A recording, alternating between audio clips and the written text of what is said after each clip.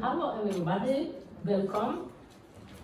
My name is Noemi Smolik. I am art critic and art historian based in Berlin, but I am of Czech origin. I grew up here in Prague. And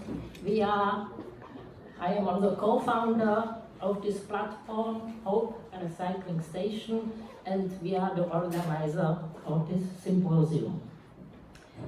Now, I have the honor to introduce Alexander Etkind.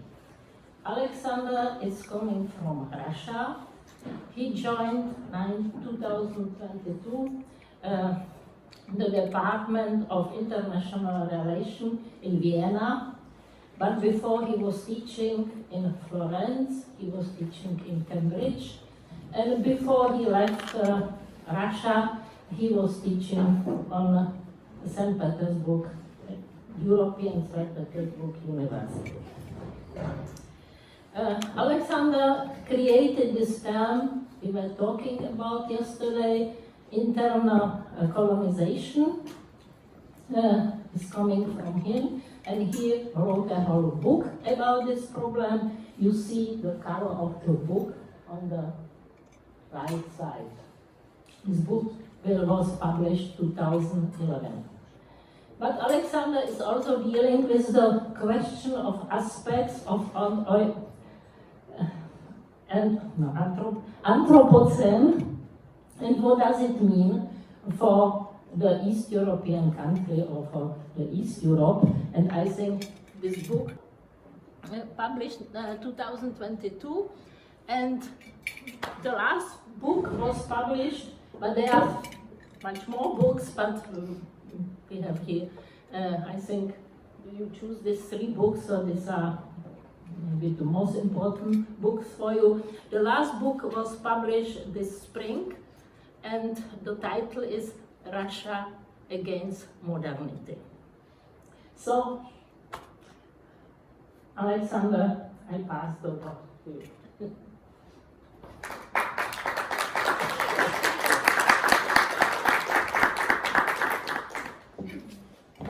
Well, thank you very much for inviting me here and also coming here this Saturday morning. But this is a great audience, my favorite size, I should say. I'm particularly happy really to be here because I teach in the university, and there are very few interactions, actually, very few contacts between the academia and the arts world. We basically live on the same planet, we breathe the same air, we read the same news, but somehow we do entirely different things. And of course, I believe there should be much more well-organized, well-thought-of interactions and dialogue and actual collaboration between our 2 hemispheres. It's like a brain that is sort of, brain of human world, the way of understanding it and articulating our deepest concerns. Yes, in different languages, but these languages are kind of translatable, maybe not fully. But that's a huge issue, I think, for all of us, and therefore I'm so happy to be here. I don't think that the academia is evil.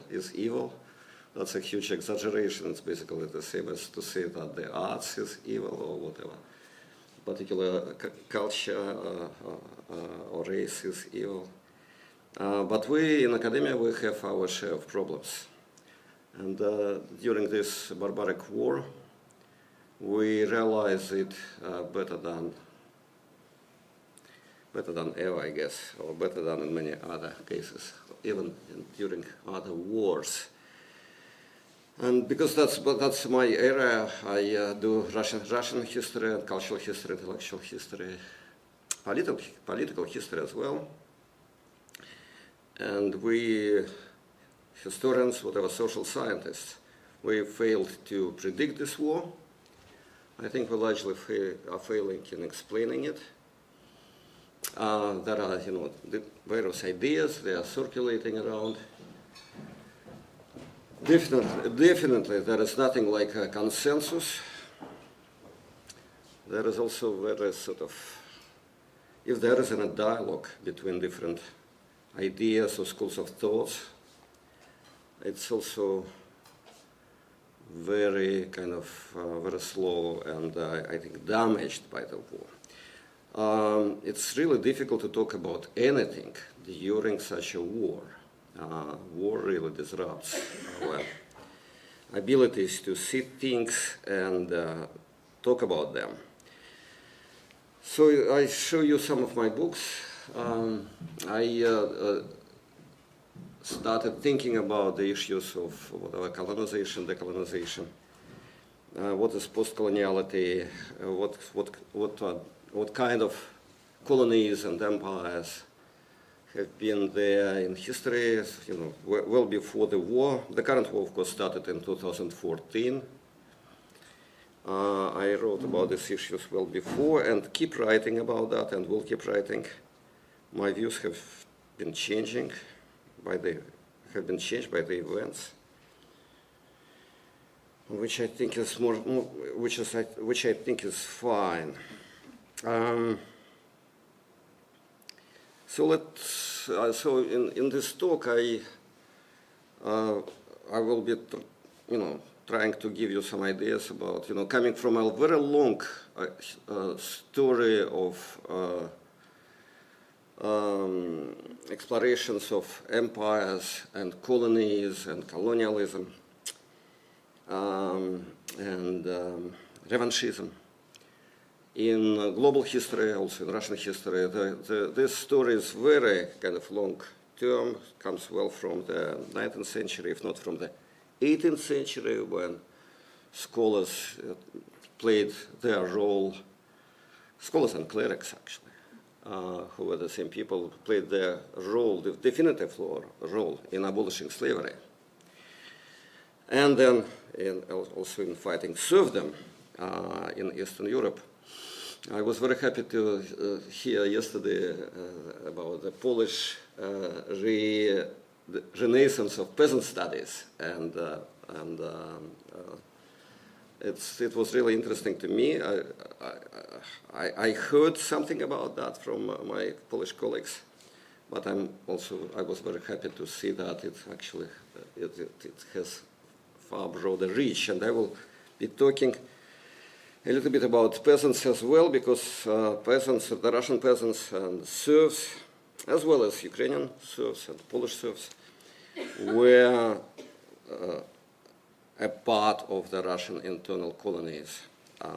And that was a big, actually, part of my book. That was published long ago. All right, so let's talk about the Russian imperialism, Russian racism, also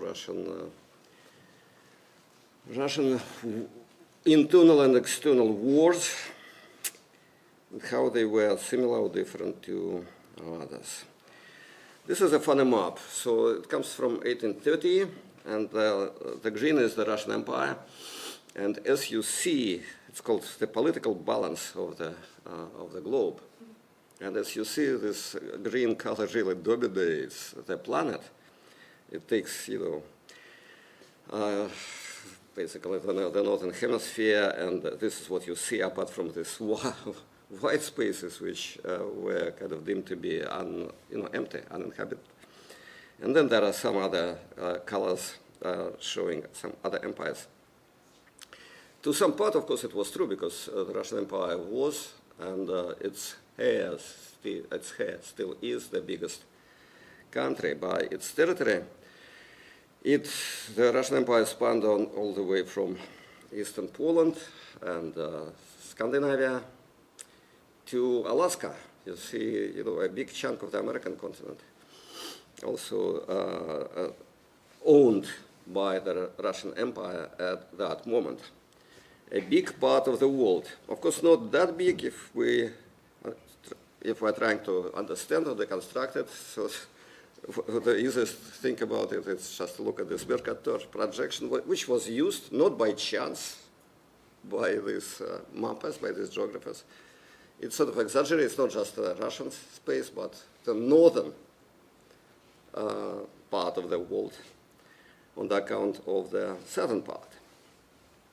But there were some other tricks invested in that map. But that's kind of funny, I think. This is how the Russian state was expanding, century by century, decade by decade, year by year. It was sometimes very slow and steady, sometimes very rapid and explosive expansion, mostly to the east, going through the Ural Mountains, Siberia, and Alaska.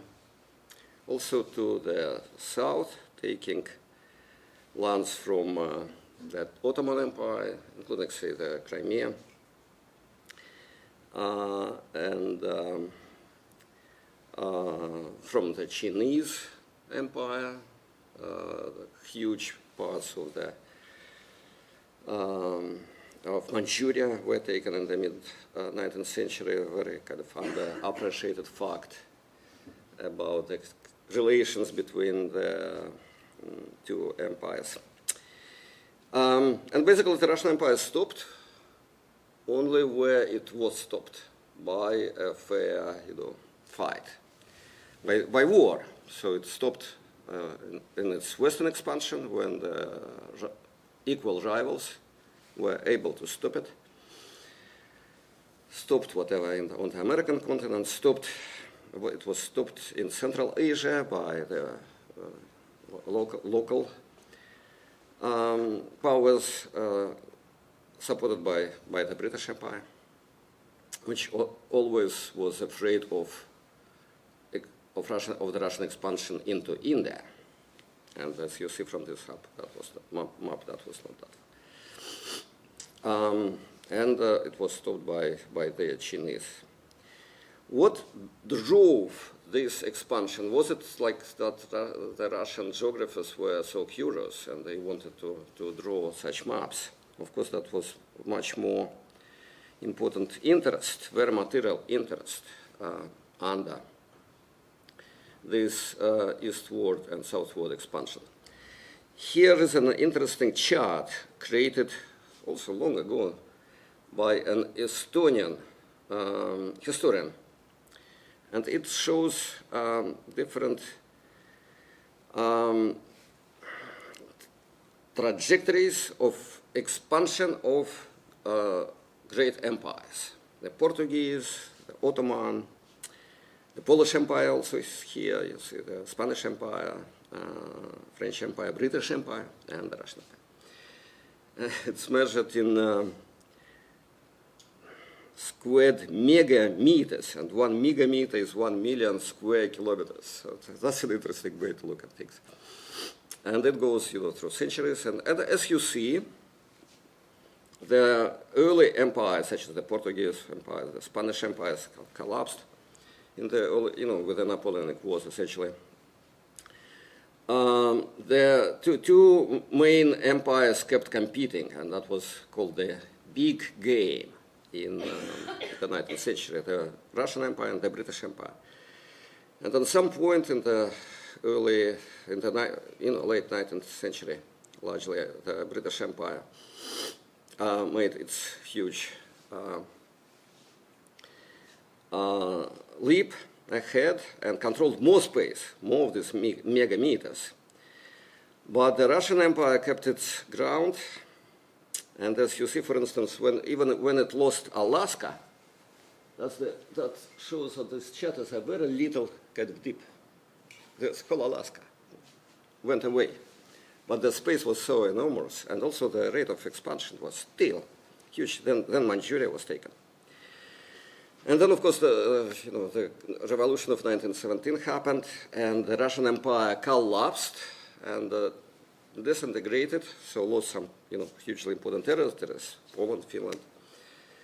But the USSR basically kept the territory till 1991, when there was still another collapse of this imperial space, which lost territory, a lot of it.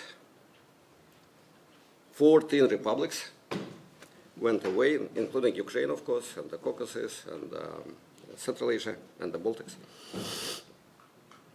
But still keeps lots of its territory. And as you see, the loss of territory of Russia, of the Russian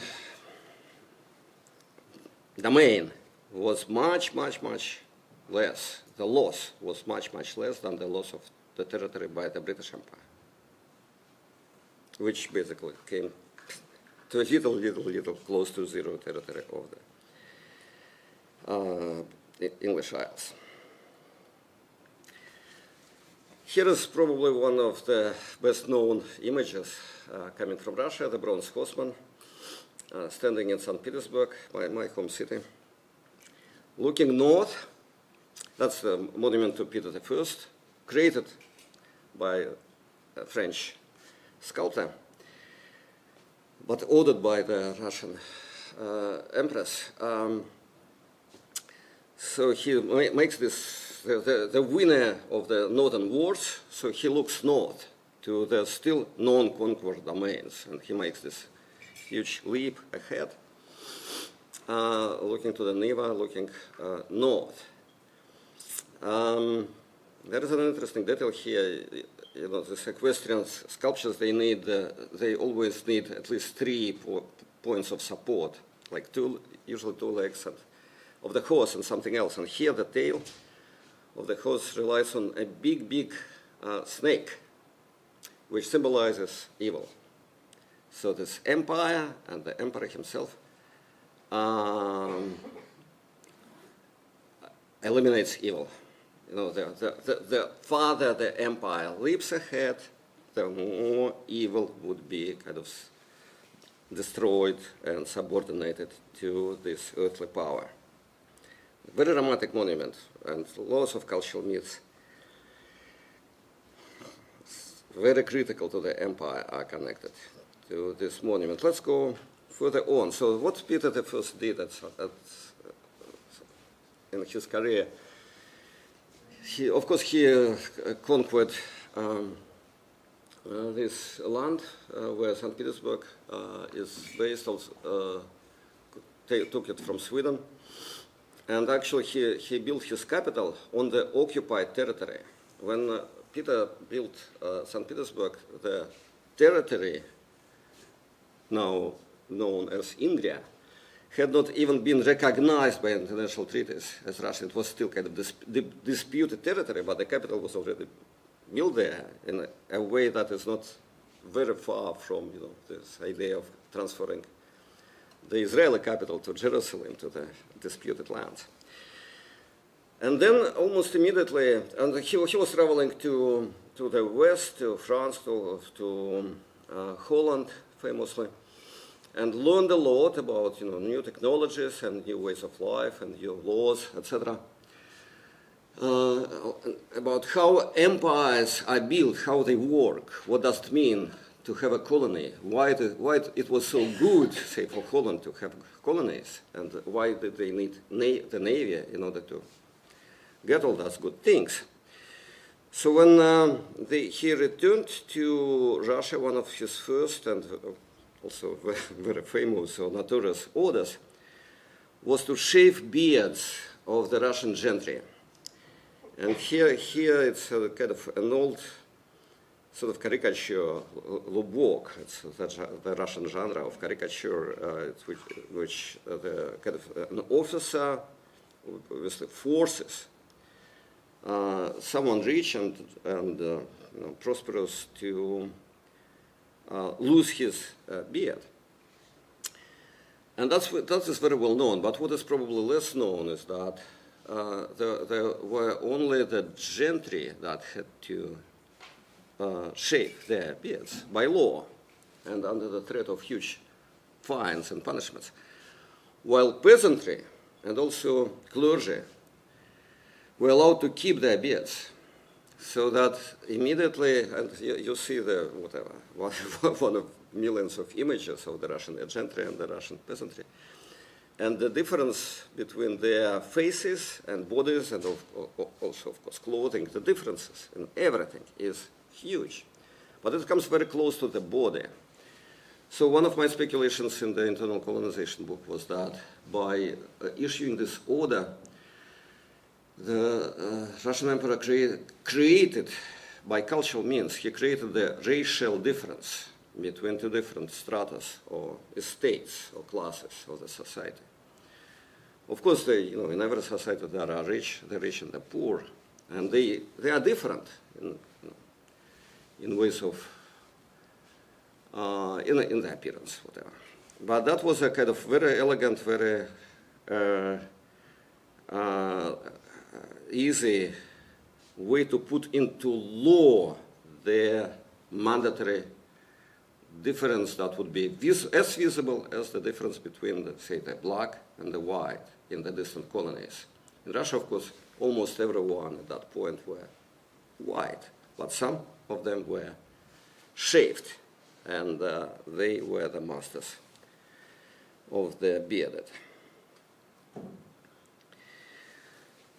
There is nothing too complex in the idea of the internal colonization, really. So that's huge countries such as the Russian Empire, but it also was true for other big empires, such as the Ottoman Empire, the Austro-Hungarian Empire, the Chinese Empire.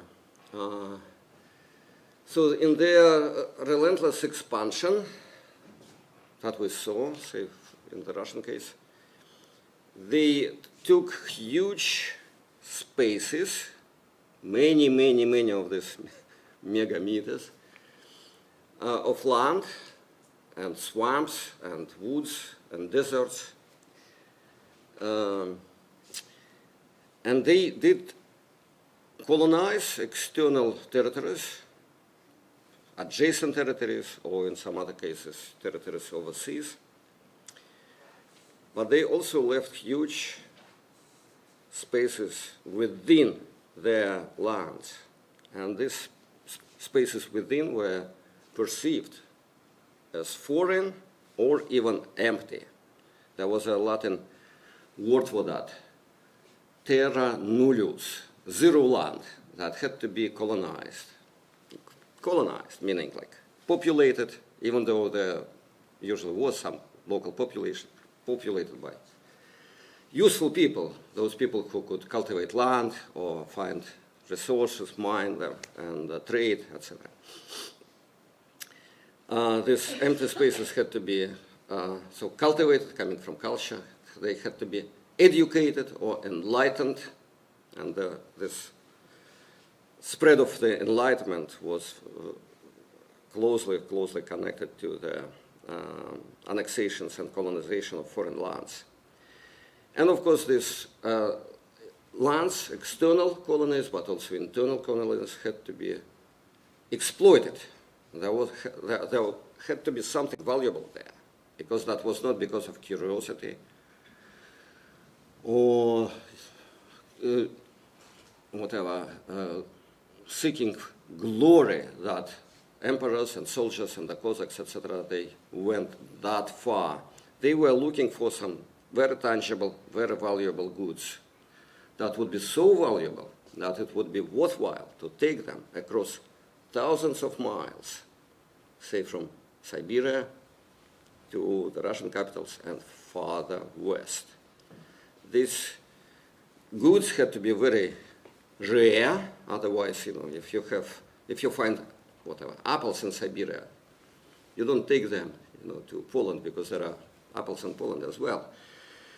So these commodities, they had to be very rare and also very stable, so they do not rot, or somehow they would not be destroyed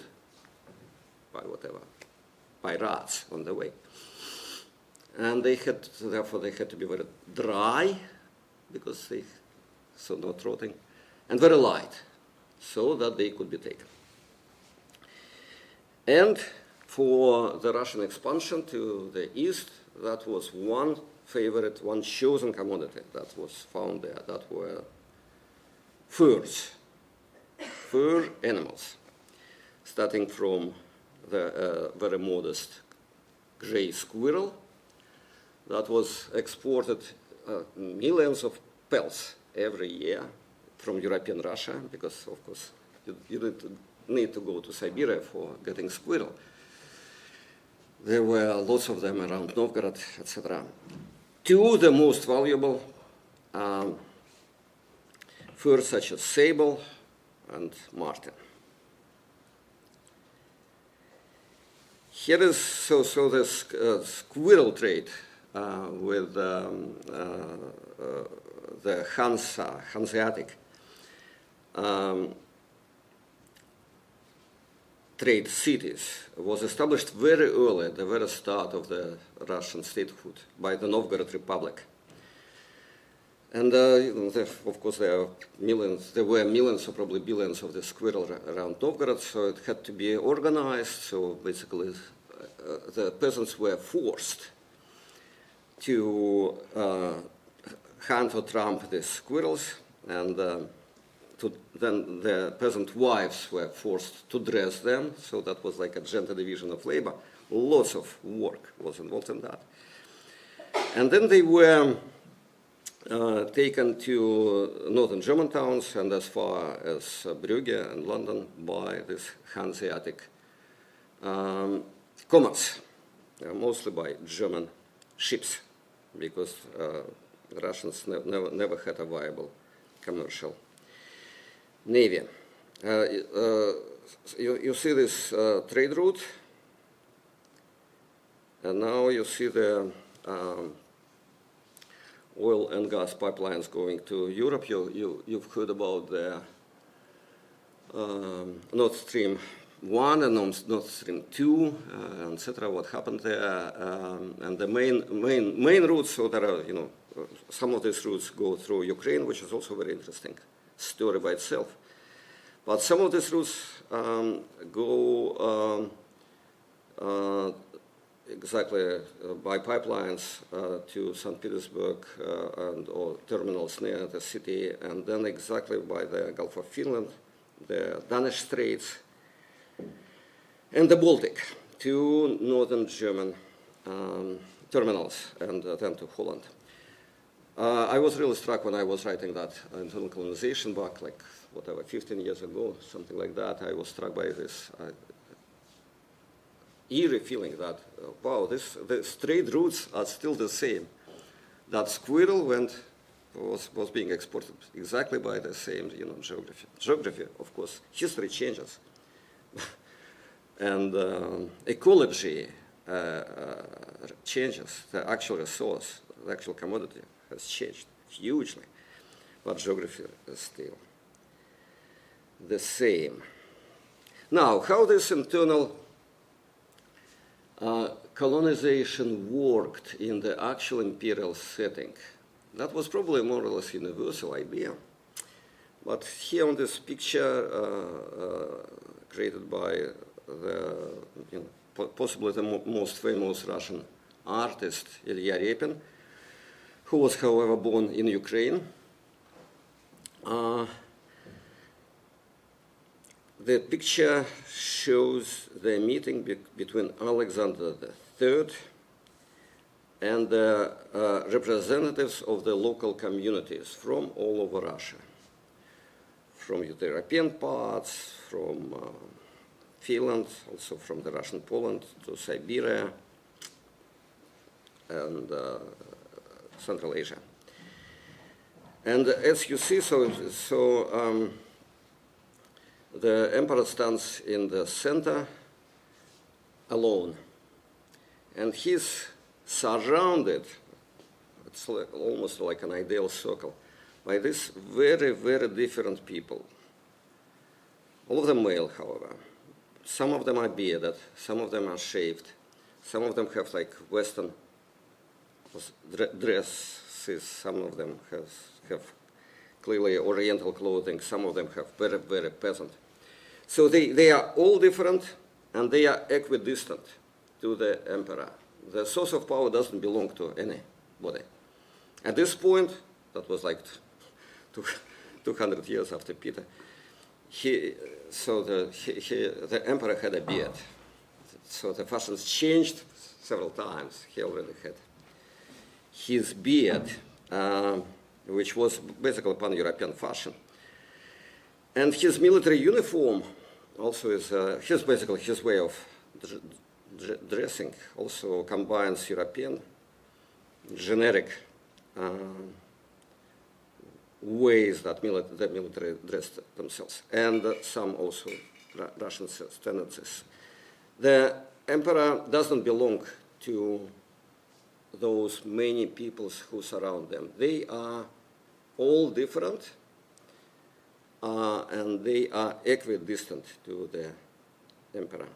Neither of them have more influence on them, on him, on the emperor, than any other. He would be talking to everyone. I'm sure, like in the real life, he would be rotating, changing his addressee while he was talking to this one and this one and this one, trying to keep this equality of attention to all of his domains and their peoples. Okay, I wish now to jump to the current, not so current, however, issues. This is the regional economic product of different regions of Russia per capita in 2016. And it shows tremendous, gigantic differences between different regions of the contemporary Russian Federation. So you see in the center of the map, you see the big green spot. So this is by far the richest part of the Russian Federation per capita, because this is the source of all its wealth, the source of oil and gas that would be traded with the West and the East and enrich this part of Russia and everyone else. So there are another green spot is around Moscow, and it's kind of strange because Moscow doesn't have its own oil and gas. But some of the biggest corporations that drill and pump oil and gas from West Siberia, they are registered in Moscow, and they pay taxes in Moscow. That makes the life standards there also very high. So as this map says, so if it is blue or green, then these regions, they have life standards as high as the most developed, as the richest countries of the world. Here they say from Czechia to Singapore, from Czechia to Singapore.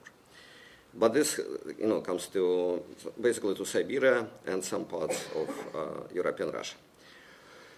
While the yellow and the red parts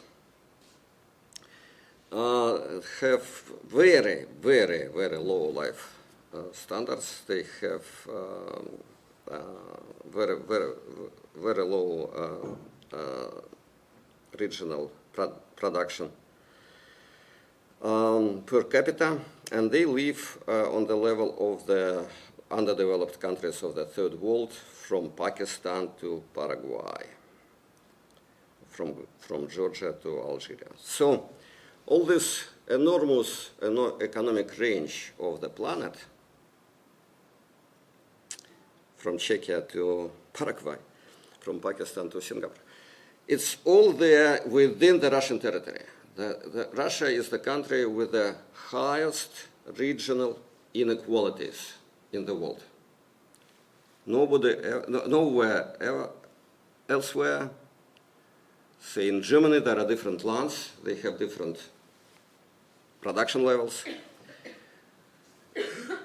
Another very big composite state is the United States. Also, different lands, different states have different prosperity levels, and that translates into mortality and life expectancy and education level. That's hugely important. But really, nowhere in the world the difference between different parts of the same country is as big as on this map. How to conceptualize it? I think this idea of internal colonization is quite relevant. So what happens is that these sources of wealth, as natural resources, this oil and gas, and in the past that was also coal and metals, they come from this green part. In the past they went always to the west, now they also go to the east. Other countries buy these natural resources, pay money to Moscow, but the money do not come back to West Siberia. They come to Moscow, and then Moscow distributes this money elsewhere. That much goes to the Caucasus, that much goes to Kamchatka. And that much, and a lot of it, stays in Moscow. That, of course, translates, but I shouldn't say, of course, that was entirely unexpected when the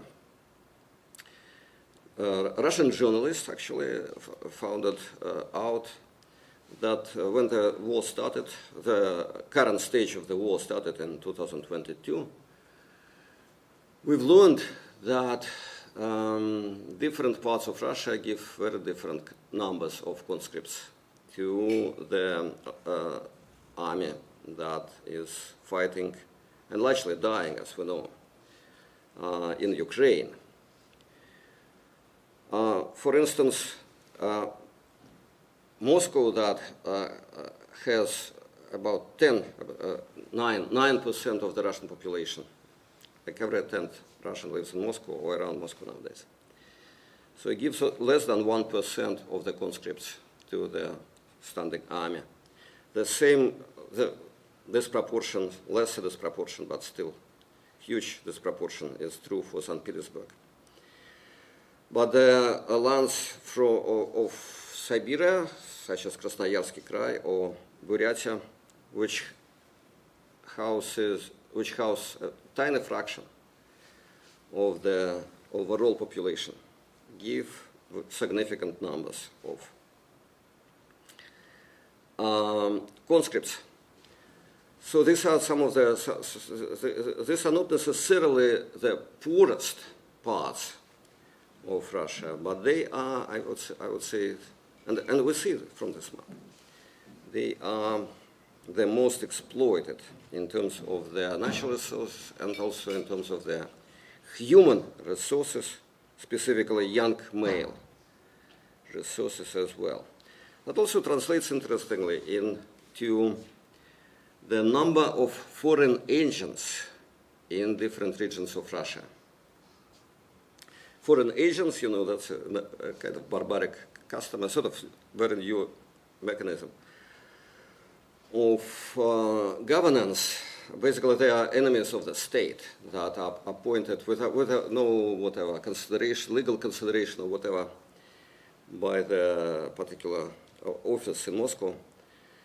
And vast majority of these foreign agents are in Moscow.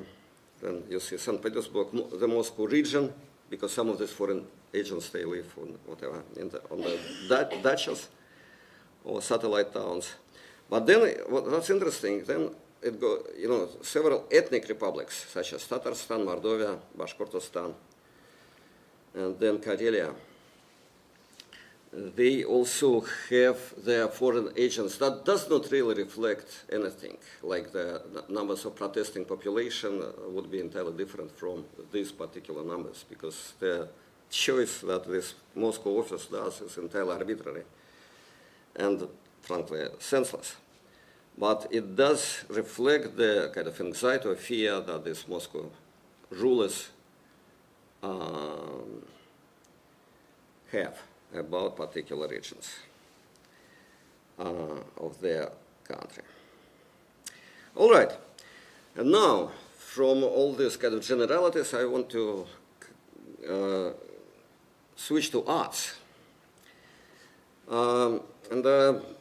You know, how this is all reflected in arts. Of course, I'm just touching, you know, the tip of the iceberg, because first, I'm not an expert. I don't really frequent these galleries and exhibitions, and you know so much more about the actual art scene coming from Eastern Europe, or as they put it here in this exhibition in Berlin, coming from Northern Eurasia.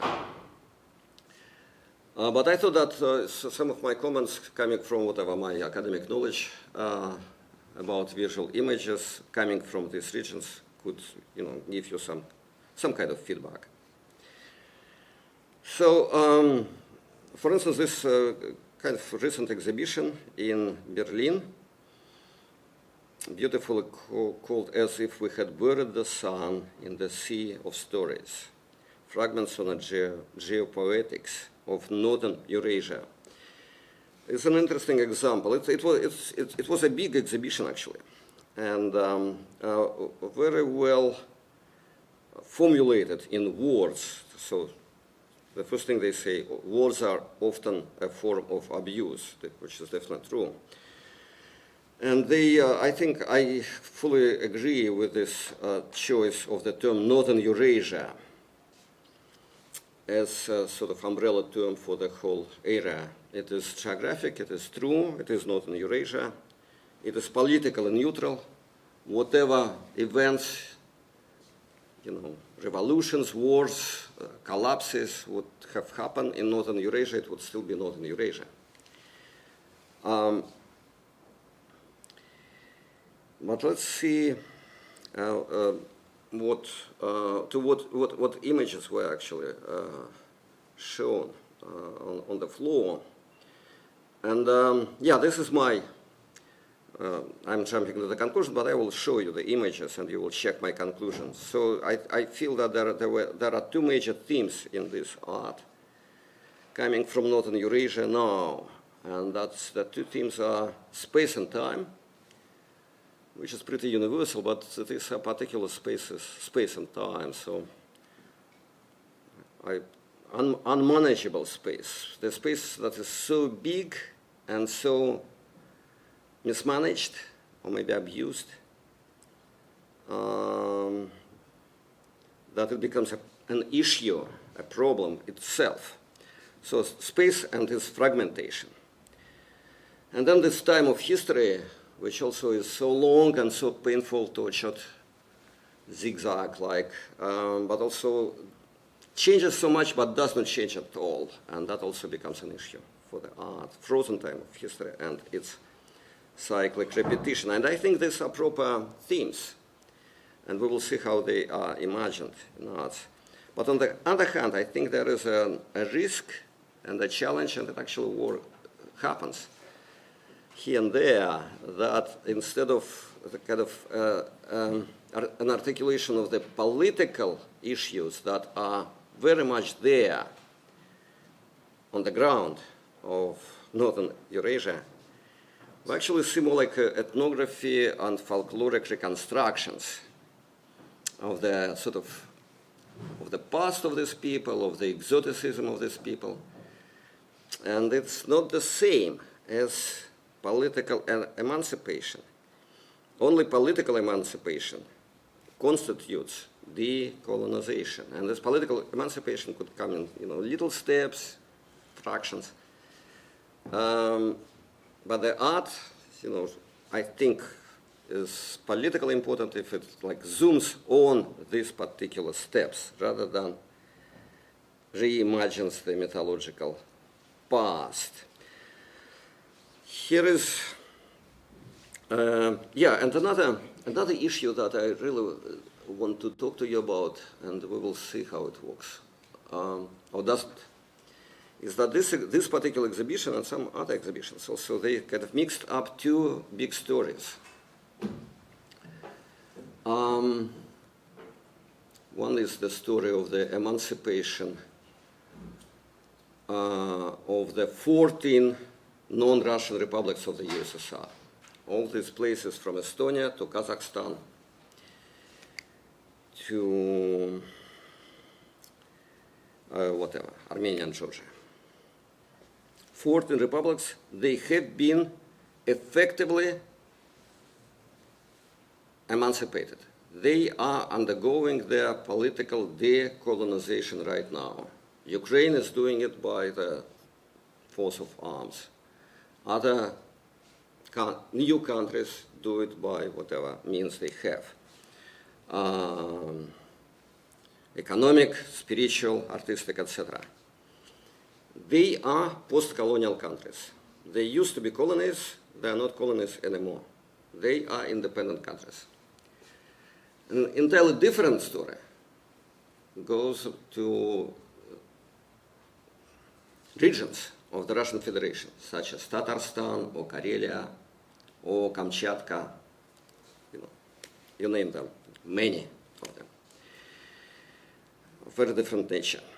And they are effectively colonies, they are still colonies, they are not post-colonial by any possible sense, meaning of this word. They are not post-colonial.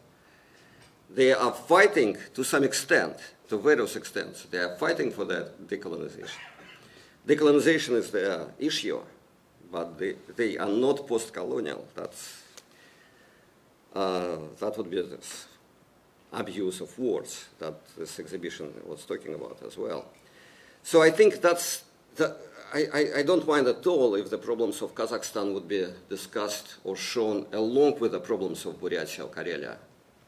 But there should be kind of clear understanding that these two stories are truly, truly different.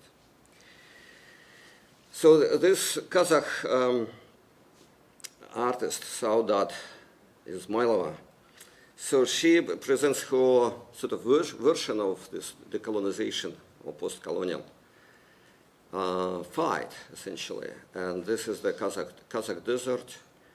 And a distant symbol of Moscow. This is a monument in the center of Moscow, basically a monument to Gagarin and to the colonization of the outer space.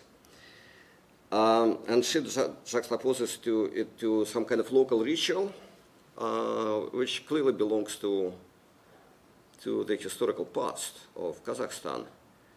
Two horizons, it's called 2022. And I think that's, and the justification is that Baikonur, the major Soviet space, port for the space ships where they were launched from, is somewhere in this desert. But I think this is more like a problematic image to me, in my mind. While this Nikolai Karabinovich, a Ukrainian from Odessa, in a very recent image, also exposed in the same exhibition, he asks, do I have a right to be here? And that's obviously this sort of doubt, and this is truly kind of decolonial, I think, post-colonial. This is the doubt of people that are fighting for their right to be there on their land. But they're questioned, their right is questioned by others. Let me show you just another way of kind of historicizing and also politicizing, I think, this idea of fight for history going ahead, but also still reproducing itself. This is a very famous picture by Ilya Repin once again. It shows the Cossacks of Zaporozhye writing a letter to the Turkish Sultan. And they are writing about taxes and yoke, and of course they are writing a kind of a bad letter full of jokes and humiliation of the Sultan, and they say, no, we will not pay you that yoke. And there are true Cossacks in their whatever ethnic dresses and ethnic Ukrainian weapons. And now a French photographer went to the Ukrainian front, to the Ukrainian troops of the war with Russia, and basically asked the actual Ukrainian soldiers to sit around the table and kind of imitate the same, take the same positions. And probably they imagine in the process that they are also writing a letter to the Sultan over there in Moscow, and that would be a very negative letter, full of jokes, etc. And so that's sort of, so it's a reenactment of history, clearly, very kind of conscious, very self-aware reenactment. Does it show history going ahead? That's an interesting question. Of course, we see here the modern armor and modern uniforms. But for instance, we also see one or two female soldiers. This one, for instance, is clearly a female. And that could not have happened among the ancient Cossacks at all. And yeah, but the question I think is really kind of, does it show the history being frozen in a kind of cursed cyclical action, despite these minor details? Of course, females are not a minor details, that's a very big thing. Or it still shows, history going ahead, recycling our hopes, as you say. Here we are recycling hopes. Does this image, or does this imagery in general, does it induce hope?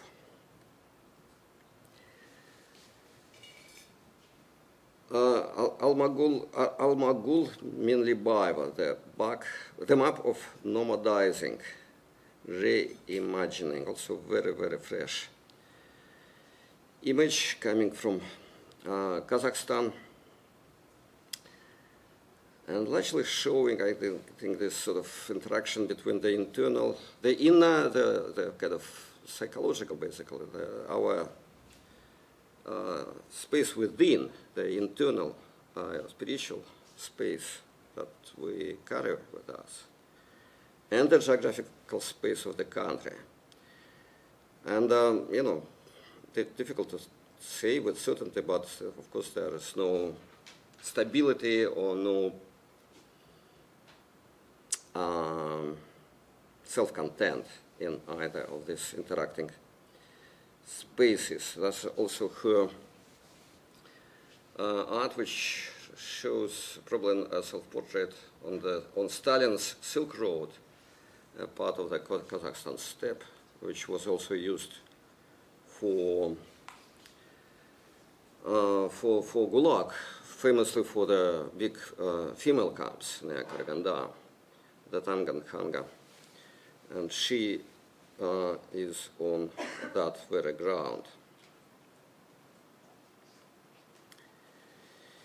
Yeah, so here I wanted to talk again. So 14 republics versus the remaining empire, which is obviously colored here in yellow, the Russian Federation, which consists of about 100 different regions, districts, and even republics. And I'm sure that their fate will be very, very different. And of course, the collapse of the USSR in 1991 is one of the models by which we could imagine the future of this composite state, the Russian Federation. And we don't have many models. What models? Historical models we have. We have 1917. We have 1991. What else? We have the American War for Independence, but that's the favorite Ukrainian historical model, and that definitely does not work for the internal emancipation of the Russian regions. Yeah, so this is, I already told you that, but that's one of the conclusions, I think. These are two different worlds, which are different in scholarly terms, different in artist. I think they should be also understood as different for the purposes of artistic imagination as well. The Russian Federation still is a colonial empire. Places such as Tatarstan, Buryatia, Chechnya, I cannot call them countries. They are not countries as of yet. They are places. They are still colonies. Comparing them or showing their art in one room with, say, the art from Ukraine and Estonia and Kazakhstan, etc., is like comparing or equalizing, say, Scotland with India. You know, Scottish nationalists would not like it, and they would be right. This is not the time for this false equality.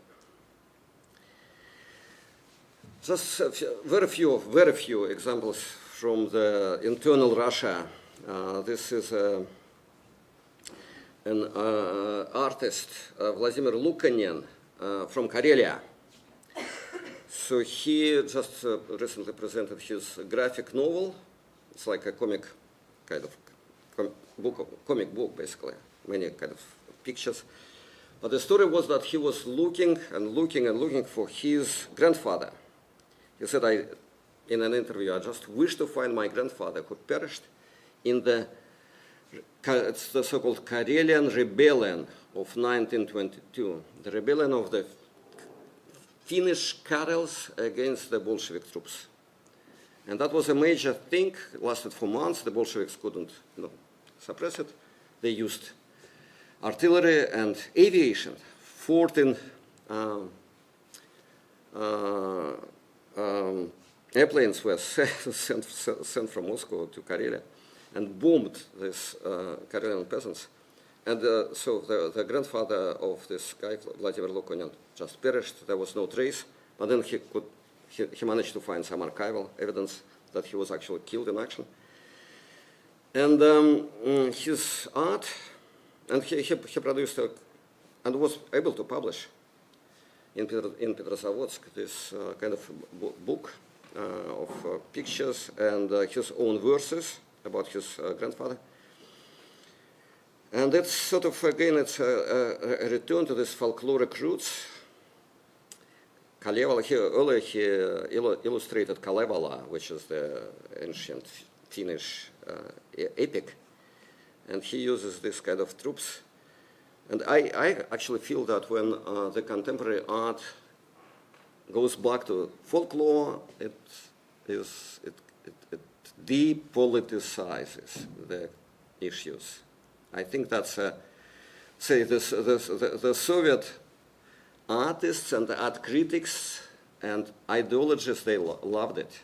It was called, actually, there was a particular Russian term for that, Colonization. The contemporary scholars use it in America as colonization, basically looking for roots, so finding roots, or in many ways making these roots, creating these roots where there were no roots at all. And I think this folkloric way of imagining autonomy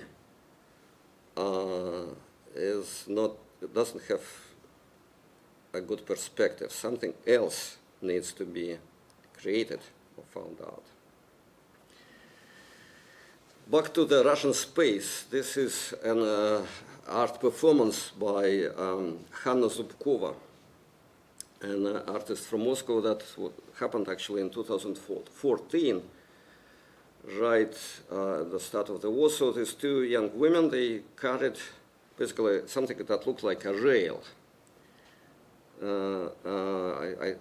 They carried it easily, so probably it was not a rail, but it's a very, very long and kind of big stick. And they carried it across a chunk of Russia for 17 hours. They covered 45 kilometers, just carrying this big stick. And that was, innocent enough. They could even cross Moscow, and they were not arrested, even though people get detained in Moscow for nowadays. Nowadays, I think they would have been detained. But what is that?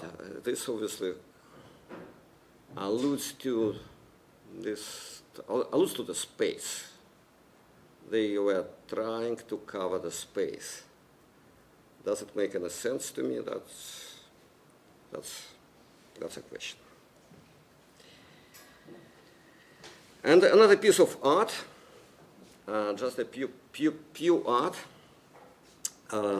created by an anonymous artist. I don't know his name, but when I posted it on my Facebook page, there were at least two letters of, two of my Facebook friends claimed authorship on this particular image. But let's believe it is sort of anonymous, like a folklore product. But basically, this is an imaginary map of the disintegrated northern Eurasia with its possible flags. And actually, that's, it took quite a lot of expertise and care to draw these borders and whatever, to imagine these flags, and to count these successor states of northern Eurasia that perhaps will come into being at some point in the future. But nowadays, of course, it exists only as an artistic project of decolonizing Russia. Thank you very much.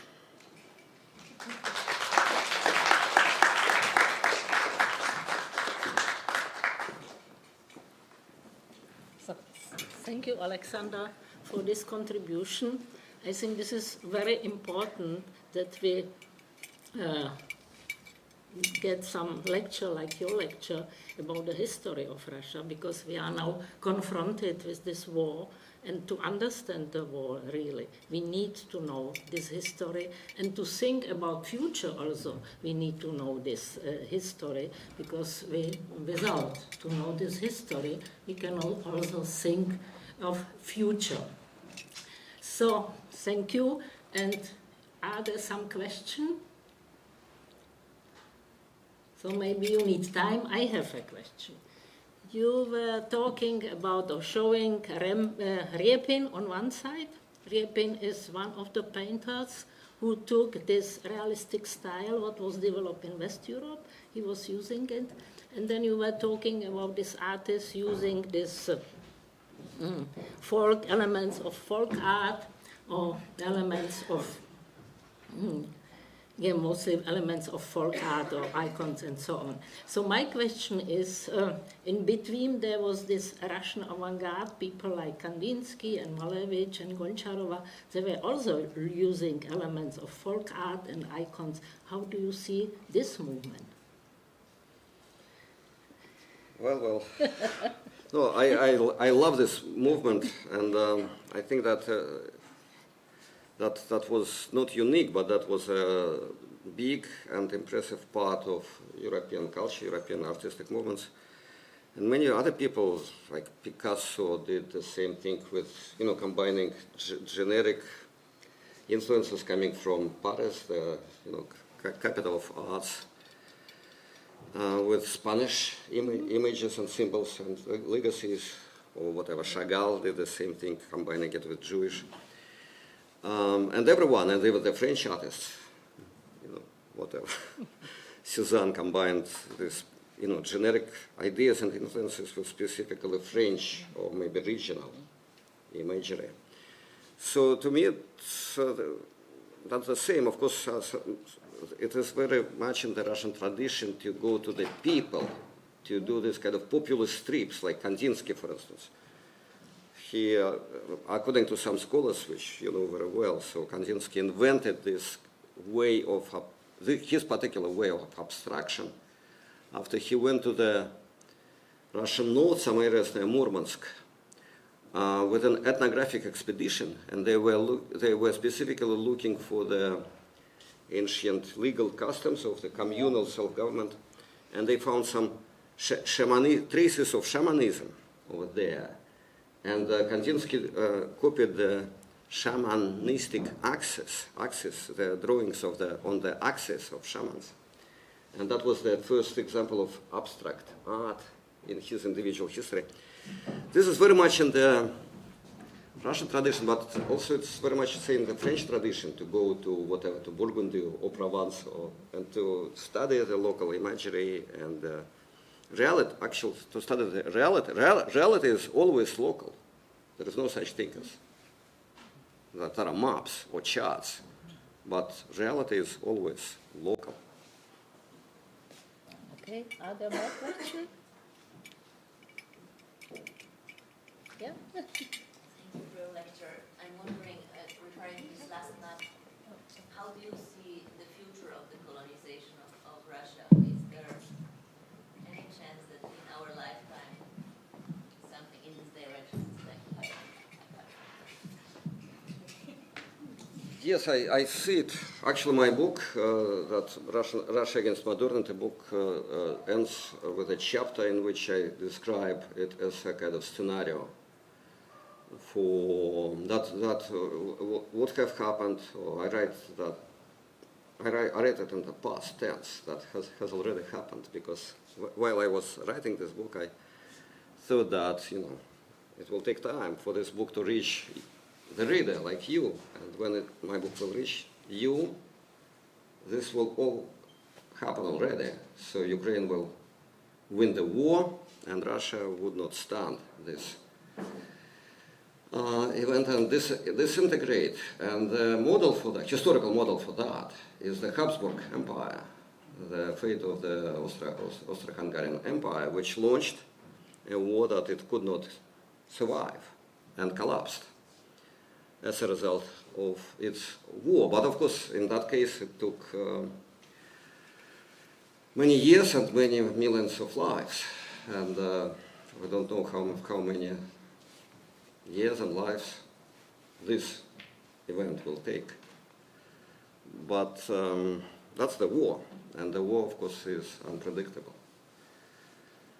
unfortunately. So there is another question. Thank you for interesting conversation. I have a question about, for example, Buryatia, future Buryatia. In Buryatia, we know live 70% ethnic Russians. How you can imagine independent Buryatia? Because Buryats ethnic live in 3 regions, everywhere we are minority. We should maybe compare our wish and real life. Thank you. Yeah, thank you for this question. That's obviously true for many other regions of Russia, also like Tatarstan and whatever, and Kamchatka and many others, and even Dagestan. It's all a matter of proportion of numbers, and these numbers have huge political meaning for this particular issue. But I do not believe that, and the story of Ukraine, I think, is a proof that the core issues are not ethnical, they are not linguistic, they are not even cultural, they are political. And this, whatever politics means, it embraces, of course, it embraces language politics, it embraces political economy, whatever, flows of oil or aluminum and electricity and much else. But there are many Russians, or at least Russian speakers, living in Ukraine, and the Ukrainian army is still, to some part, to some proportion, some matter of proportion, still speaks Russian. And the Ukrainian commanders are trying to decrease this part of the Russian language communication within the Ukrainian troops. They say from 25% to 20%, but they cannot go further because they want the army to communicate, the officers, soldiers, whatever, to have a common language. And Ukrainians understand Russian. These Russians are eagerly learning Ukrainians nowadays. Again, it depends on numbers, and that matters a lot. And I cannot give you, this kind of grounded prophecy what would happen in a country with these numbers. But I think this is our goal, to start thinking about numbers in cultural, even in artistic terms as well. Yeah. I have a short comment before asking my question. I just wanted to make a note that actually one of the artistic works that you were referring to by Saudat Ismailova, Saudat is an artist from Uzbekistan and not Kazakhstan, and this is a bit relating to my question also, to what degree we have to educate ourselves to actually accomplish political decolonization that you were referring to, but also political emancipation. And you quoted another artwork which asked the question, do I have the right to be here, as a good, for you, a valid example of political decolonization. But of course, this artwork is connected to the context of a full-scale invasion, so I'm a bit at loss to understand, sorry, now I have no amplification, but so I'm a bit at loss to understand your concept of political decolonization, but also concept of political emancipation. And then coming from Hungary, I'm very sorry to say, I'm absolutely struck by the example of the Austro-Hungarian Empire, like its fall, so to speak, and the First World War, and then of course the Second World War, and the fact that in this, in the region I'm coming from, revisionist nationalism and right-wing nationalism is still the problem after 100 years after this war. So I'm absolutely struck by bringing this as a future vision of political decolonization. And I'm really, really wondering, and I think this is a question I don't only ask to you, and maybe it's not even possible to answer at this moment, but really for all of us to think about what do we actually mean by political emancipation and political decolonization, and also how do we avoid the pitfalls of ethnic essentialism, because exactly as you mentioned with the case of Buryatia, we cannot, the borders you put on that map, I'm sorry, I take an issue with borders, because borders are not aligned with neither the people living within them. I think we really need other concepts than maps and borders, and also really to revisit what we mean by regions. And one more thing, I'm sorry, this is also a comment, but concerning statistics. You showed us this map with the income per capita, and I just wanted to make a point because I think it's absolutely important. Income per capita and statistics also erase inequalities within the region, which I think, of course, when we look at these big blocks of very rich regions within Russia, we don't only, and I'm sure you're asking these questions in your book, I do not doubt it, in terms of internal colonization, of course, not only the regional inequalities, but also the inequalities within the region and how they are actually erased, among others, by statistics, and often by such maps. So, I'm sorry, I got a bit emotional, but I think we really have huge and very difficult questions here in the room, which we need to engage with, I think, in a bit different way than what you are proposing. And I hope that we can do this together, because of course this would be important to, but also really incredibly important to kind of be aware of this need to educate ourselves, and in it I include myself as well, of course. It's, I hope you may answer some of the comments or questions. Well, thank you very much, and this is absolutely the right moment to be emotional, and the right place as well, and the right topic. This is all very, very emotional and hugely significant, and again we're talking about these highly emotional issues during the war, which magnifies everything and makes it truly, truly difficult to talk even about the past, and even more difficult to talk about the future. But this war also has shifted so much, this kind of tectonic shifts. It's really deep changes in the world. And the world resists these changes. The world doesn't want to change. And this is why this war continues for so long, I think that it could have ended much earlier if the world were more eager to, to accept these radical changes that are going on global level, also on regional level, also in Russia, also and definitely in Ukraine. But we need, who are we? Who am I? I'm a sort of, I'm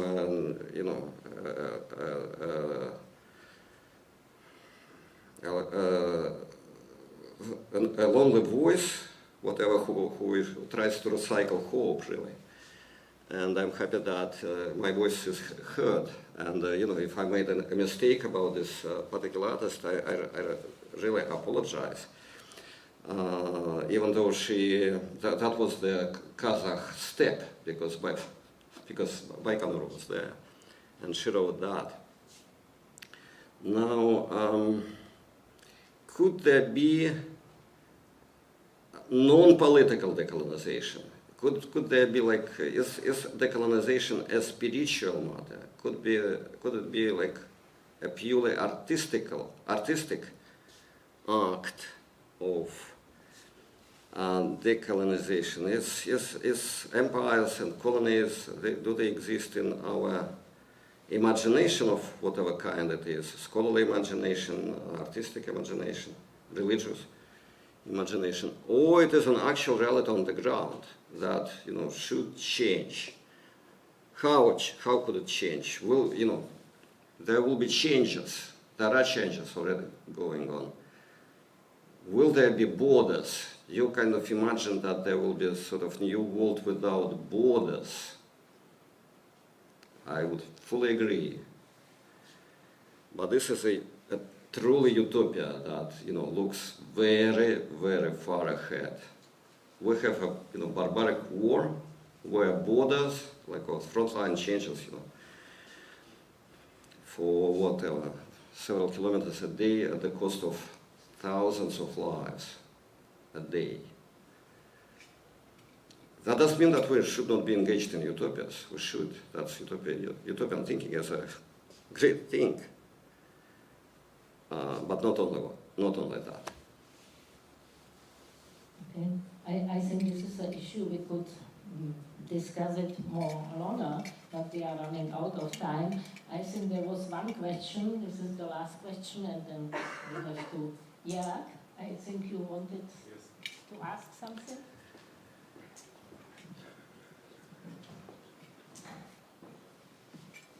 I wonder whether the terminology of colonization or inner colonization was ever in use in Russia itself. Thinking of the German fascists, Hitler used the term Innenkolonisation already in 1925, talking about Eastern Prussia and about this effort in the wake of Germany having lost colonies to do an inner and adjacent colonization in terms of the expansion. That was then effected in the Second World War. So I wonder, was there something comparable in Tsarist Russia in terms of this, a public discourse around that very question? We also saw the picture yesterday of Polish sort of efforts to say we need colonies. Yeah. That's the question. Yeah, thanks for this question. I have a section in my book about Hitler and his, that's in Mein Kampf, basically, that he's talking about that Germany needs internal colonization than external colonization in Africa. It's better to take Poland and Ukraine, which he called it internal colonization. And the borders shift, and the ideas of what is internal and external, they are shifting, also in the minds of people like Hitler, but also on the geographical maps as well, and political treaties. There was a large, very profound discourse in the 19th century Russia among historians and geographers and military experts about the same issues, and they used the term they didn't use the term internal colonization, but they used more like something more like self-colonization that you prefer. Yeah. They, like, if to translate it back from Russian, that would be more like self-colonization that they used. And you can look at in my book in English. It's I cover all that on dozens of pages. But talking about why internal colonization rather than self-colonization, exactly, like just imagine these expanses of Siberia. There are very different peoples living there, like Buryats. You can't say that that was self-colonization. Who is this self? That was the colonization of the internal space. The space was already, marked, bordered, but that was no self to colonize there. There were still others. But the book, my book, in Russian translation, it has been published 5 times, 5 re-editions, quite impressive. I'm proud of it. So people read it, whatever, criticize it, and debate it, and refer to it. And that's definitely a success. So people really feel that, not necessarily they agree with it, but they feel that it sort of, whatever, enriches their vocabulary, historical and political vocabulary. I would make this claim. Okay, thank you. Maybe